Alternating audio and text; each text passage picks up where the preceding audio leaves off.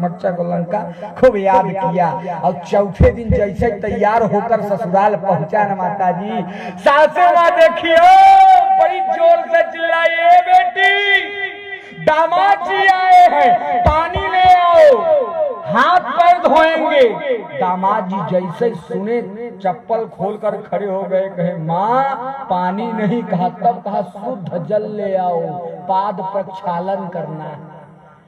अब जैसे इतना शुद्ध हिंदी सासू माँ सुनी, वो तो बहुत प्रसन्न हो गई। फिर दुनिया वाले कह रहे थे हमारे दामाद जी अंगूठा छाप है, लेकिन इतना शुद्ध हिंदी हमारे दामाद जी बोले हैं।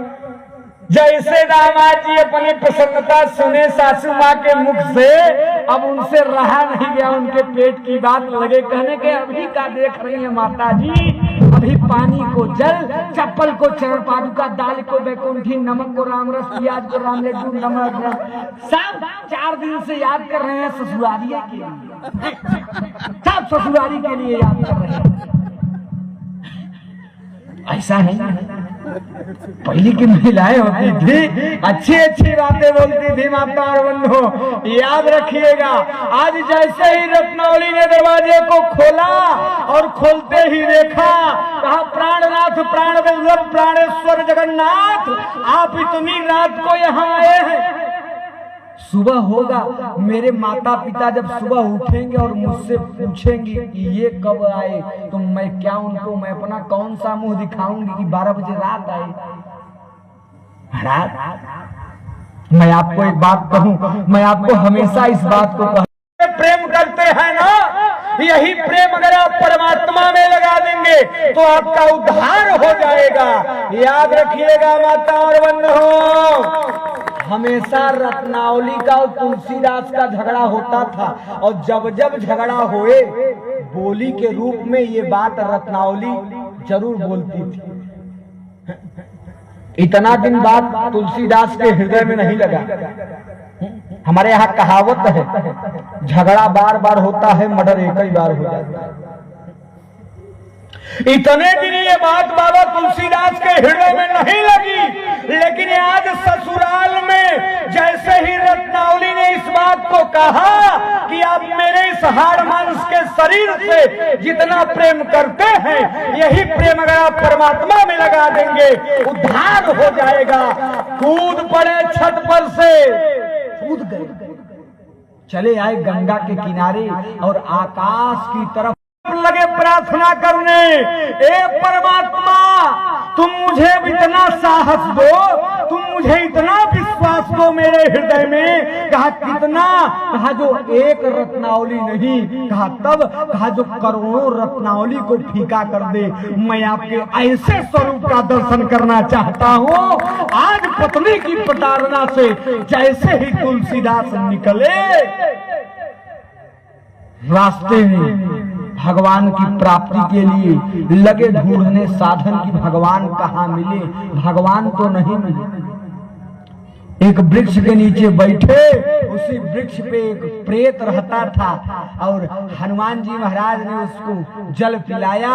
प्रेत प्रसन्न हुआ, कहा मांगो क्या वरदान चाहते हो। हनुमान जी महाराज, बाबा तुलसीदास जी महाराज ने कहा सुनो बाबा, मुझे बस एक ही काम करना है। कहा क्या, कहा परमात्मा का दर्शन करा दो अगर तुम्हारे पास सामर्थ्य हो।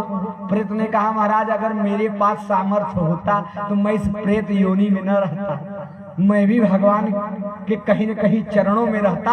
हाँ, भगवान का तो पता नहीं है, लेकिन हनुमान का पता है। हनुमान का पता नोट कीजिए आप, लिख लिए। पहुंच गए बनारस संकट मोचन मंदिर पर। 1 वर्ष नहीं, 2 वर्ष नहीं, 3 वर्ष तक लगातार बैठकर हनुमान जी महाराज को बाबा तुलसीदास अपने मुख से कथा सुनाए। प्रसन्न हो गए हनुमान जी महाराज, स्वप्न में आए, ए तुलसी क्या चाहते हो, इतनी तपस्या किस लिए। बाबा तुलसीदास ने कहा प्रभु आशीर्वाद स्वरूप बस एक ही परिणाम चाहिए। कहा क्या, कहा भगवान का दर्शन करा देते एक बार भगवान का दर्शन आप करा देते तो बड़ी कृपा हो जाती। हनुमान जी महाराज ने कहा तुलसी तुम भगवान के दर्शन में इतने उतावले हो गए हो कि तुमको ज्ञान नहीं है। भगवान को धरती छोड़े 9,36,000 वर्ष हो। अब मैं भगवान का तुम्हें दर्शन कहां से कराऊं? बाबा तुलसीदास जी ने कहा, नहीं महाराज जी, मैंने हनुमान चालीसा में पढ़ा है। कहा क्या? कहा राम दुआरे तुम रखवारे। आप उनकी रखवाली करते हैं। याद रखिएगा, मैंने ऐसा सुना है कि जज का अगर ड्राइवर है, जज की गाड़ी चला रहा है, तो अगर कोई समस्या है मुकदमा में, तो आधा से ज्यादा तो काम उस जज का जो ड्राइवर है वो जज साहब से करा देगा। ए महाराज, मेरी भी यही भाव है आपके समकक्ष।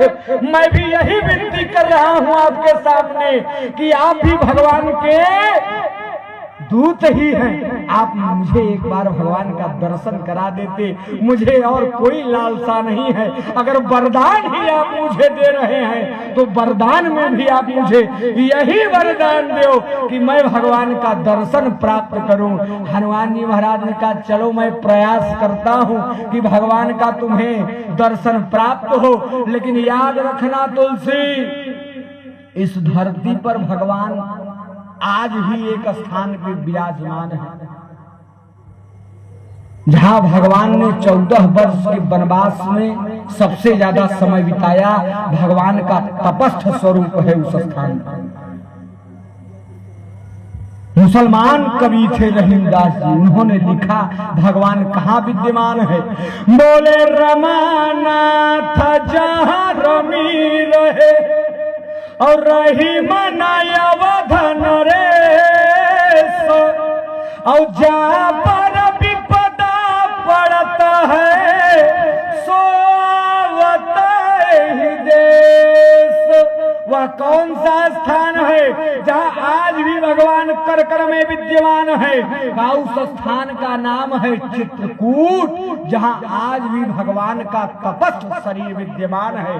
भगवान चाहिए, भगवान तपस्या किए थे, तपस्व स्वरूप में विराजमान है। कामक गिरि भय राम प्रसादा, अवलोकन अपरहर विषादा। कामतानाथ की परिक्रमा की एक अपनी अलग महात्म है। दुनिया में किसी भी मनोकामना को लेकर जाइए और मनोकामना को लेकर जाने के बाद कामतानाथ पर्वत की परिक्रमा कर लेने के बाद दंडवत प्रणाम करके लौट कर चले आइएगा और संकल्प ले लीजिएगा, हे महाराज कामतानाथ, अगर आप मेरे इस संकल्प को पूरा कर देंगे तो मैं पुनः अपने इस शरीर से आपके इस धराधाम में आकर आपके इस पर्वत कर पुनः परिक्रमा करूंगा। और मेरा विश्वास है और मेरा अटल आस्था है, अगर इस विश्वास के साथ आप लोग भी वहां जाकर अपने मनोकामना को मांगेंगे तो अवश्य रूप में परमात्मा जो है अपने तपस्वी स्वरूप से विद्यमान होकर आप लोगों को आशीर्वाद देंगे। बोले वृंदावन बिहारी लाल की। हनुमान जी महाराज ने कहा, एक काम करो तुलसी, अगर भगवान का दर्शन करना चाहते हो तो पहुंचो चित्रकूट। पहुंच गए। हनुमान जी महाराज प्रार्थना किए, प्रभु बड़ा ही सुंदर भक्त है आपका ये, इसकी एक ही इच्छा है। कहा क्या? कहा एक बार आपका केवल दर्शन प्राप्त करना चाहता है। भगवान ने कहा, हनुमान तुम्हारे कहने से तैयार हो जाता हूँ, मैं इसको दर्शन दे दूंगा। भगवान राम 9 वर्ष के बालक का रूप बनाए, लक्ष्मण जी 7 वर्ष के बालक का रूप बनाए और हनुमान जी महाराज लौट कर आए बाबा तुलसीदास के पास। बात सुनो बाबा, भगवान आएंगे दर्शन कर